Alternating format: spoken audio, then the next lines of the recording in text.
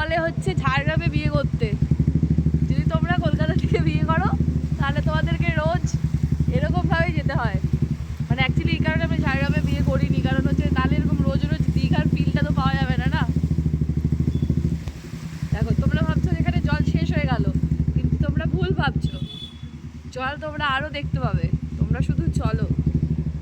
আচ্ছা, এইদিকে এখানে সিএ মাঠে আমাদের যেমন ওখানে পুজো হয়, ফেমাস কিছু, এখানে সিএ মাঠের পুজো হয় যেটা খুবই ফেমাস। আর এইদিকে তোমরা জল দেখতে পাবে, মাঠটা জলের তলায় ডুবে গেছে, তো সেটাও দেখতে পাবে।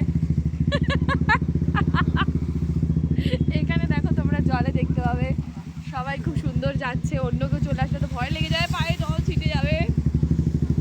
দেখো তোমরা বেশ, মানে ঠাকুর দেখতে যাবো কি করে, নতুন নতুন জামা পরবে মানুষজন, আমি তো সব জামা রেখে দেবো। এই দিকের একটা গলি থাকে, যে গলিতে আমি একবার ডুবে যাচ্ছিলাম। এই দেখো পুরো জল। এই দেখো এখানে, মানে আমি ক্যামেরাটা অনেক পরে অন করেছি, তোমরা দেখতে পাচ্ছ জলটার আওয়াজটা শুধু দেখো, মানে জলটার ব্যাপারটা শুধু দেখো। মানে এই দিকে আরেকটা গলি, এতে জল কম, এখানে একটু উঁচু আছে, ঠিক আছে, মানে আলাদাই লেভেলের, দেখতে পাচ্ছ। তোমার কেমন লাগছে যে তোমাদের এখানে জল জমার ব্যাপারটা? হ্যাঁ, এখন বলবেই।